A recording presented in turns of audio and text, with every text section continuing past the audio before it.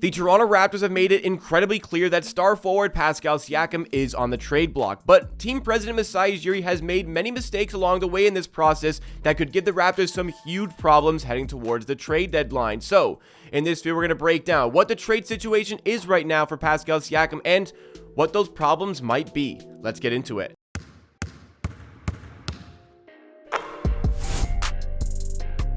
Welcome everybody, this is Amateur Art Sports, the YouTube channel completely dedicated to providing you with Toronto Raptors insight, analysis, and news coverage in videos just like this, as well as live stream watch parties. If you like what you see from today's video, then make sure to hit that like button, help us get to another video with 200 plus likes, and make sure you're subscribed to the channel to keep up to date with all this great Raptors content, help the channel on the road to 17,000 subscribers. But today it's all about Pascal Siakam once again, and we're revisiting this topic after last week's video discussing the possible trade destinations for the player and what those trades might look like. Now we need to discuss further into the value actually associated with Pascal Siakam and how Masai Ujiri has done a fantastic job of lowering Pascal Siakam's trade value as we get closer and closer towards that 2024 trade deadline in February. So typically when it comes to the Raptors, you often hear people talk about them as a tight-lipped organization.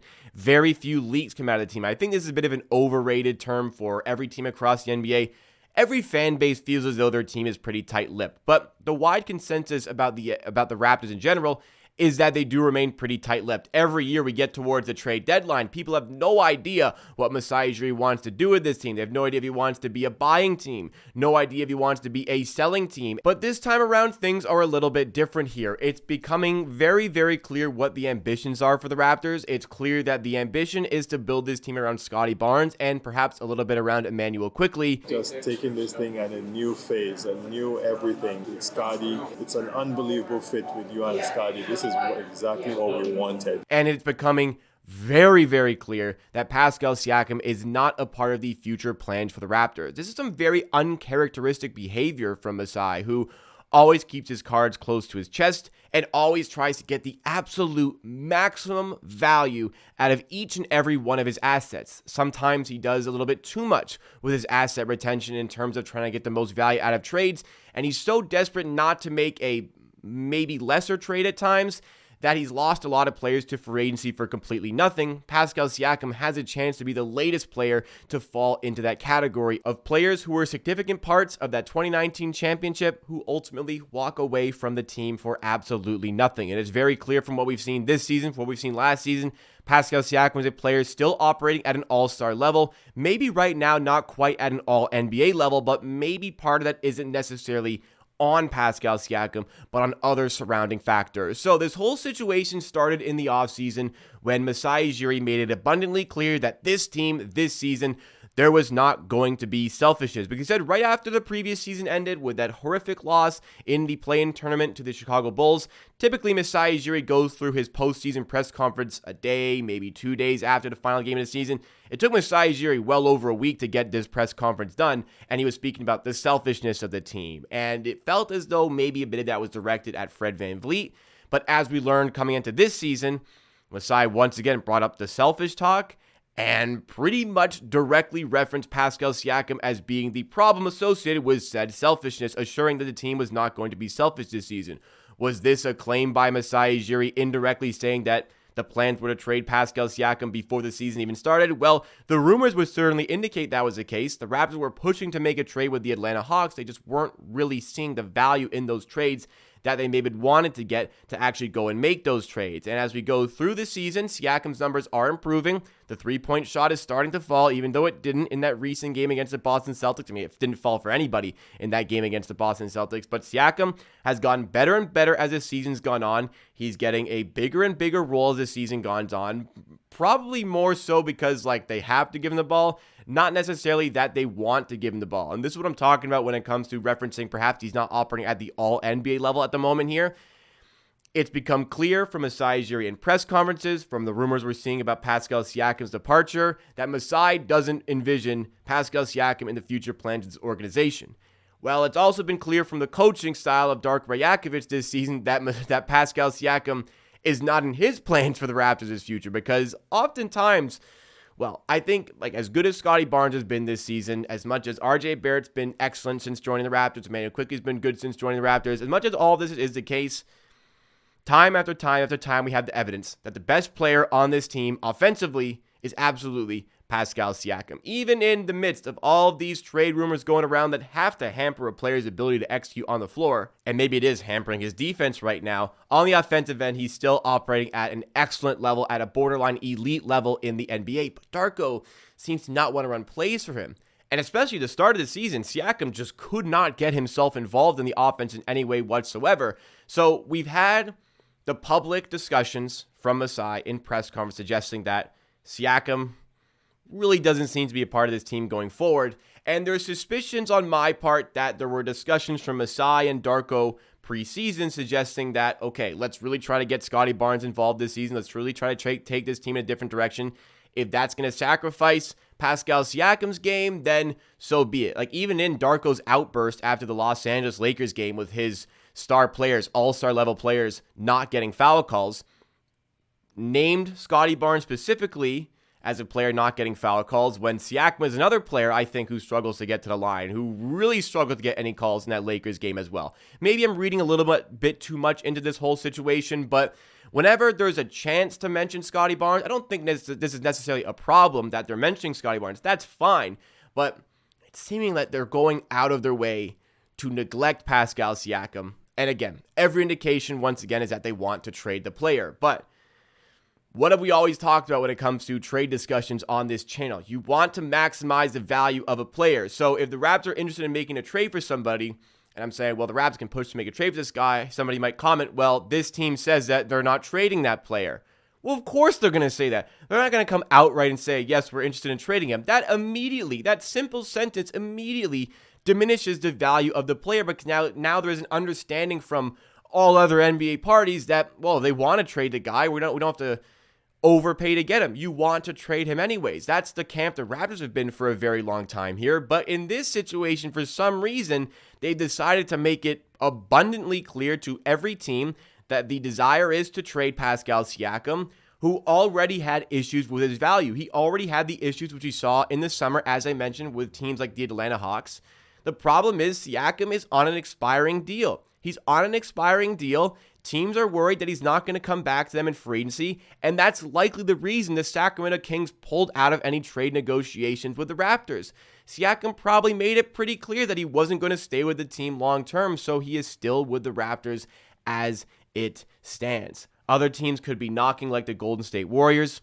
Other teams could be knocking like the Indiana Pacers, but the Pacers are keeping their cards close to their chest. They're saying they don't want to move Jarris Walker or in this trade. They want to keep him. They think of him as borderline untouchable. Now, they're going to say these things to help keep his trade value. The Golden State Warriors have said they're hesitant to involve Jonathan Kuminga in any trades heading towards a trade deadline. But if they actually care about getting Pascal Siakam, they're going to have to include Jonathan Kuminga coming to the Raptors. Now, with this whole Golden State Warriors situation, this whole Indiana Pacers situation, these two teams seem interested. Indiana will have to have that conversation if Pascal Siakam would sign a long-term contract with the team. The Golden State Warriors as well would have to have a conversation. We spoke about in that previous video that I mentioned that I believe the Indiana Pacers have the best offer available in Jarris Walker, Buddy Hield, probably Obi Toppin, and maybe a pick as well in the process. The Raptors get a young player in Jarris Walker who they continue to work with. Obi Toppin's a bit of a throw-in. Buddy Hield's an expiring contract. The Warriors could give the Raptors Jonathan Kuminga, Moses Moody, two nice young pieces in the deal. But the problem there is maybe you have to take on the Andrew Wiggins contract. Is that something the Raptors really want to do? But the Warriors, in making this trade, are inheriting the risk of Siakam leaving the team for nothing in free agency. So as much as you're getting some nice younger pieces, well, the Warriors aren't just going to give you the world for a player they aren't 100% convinced is going to want to stay with their team beyond the season. Certainly, I mean, this is tampering, but certainly there's going to be that little wink-wink handshake agreement that the player is going to stay with the team past the season. That was likely present in the OG Anunoby trade to the New York Knicks, or else he probably wouldn't be on the New York Knicks right now. But even another team has sort of entered the mix for the Siakam sweepstakes here in the Dallas Mavericks, who all of a sudden have some decent young assets associated with their team. They definitely have tradable contracts. The Tim Hardaway Jr. contract is tradable. He's putting on a pretty good season right now for the Dallas Mavericks as well. Will the Dallas Mavericks attempt to make a move here? So for Siakam, as I said, trade value seems to be diminishing at the complete fault of Masai Ujiri, but there were already issues with the trade, with the expiring contract being present for the player. So the likely scenario is it's going to have to turn into a desperate team who wants to make this move. And the teams who fit into that category definitely could be the Golden State Warriors and Dallas Mavericks. Indiana don't need to rush. Indiana don't need to rush right now. Tyrese Halliburton is the centerpiece going forward. They don't need to go out and make an all-out trade for Siakam with the contract issues in place. But perhaps a team like the Golden State Warriors or a team like the Dallas Mavericks, first of all, these are teams operating very close to the cap, and as the second apron kicks in next season, bird rights on Siakam's contract, which they would acquire by making this trade, that could all of a sudden be important. And we saw 1 year ago when the Raptors traded a first for Jakob Poeltl that, getting those bird rights is valuable to a team. It was so valuable the Raptors parted with only a top 6 protected pick in the 2024 NBA draft. I think Masai Ujiri would want that one back right now. But bird rights are valuable. Teams could go a little bit out of the way to acquire those bird rights, especially teams who are operating so close to the cap or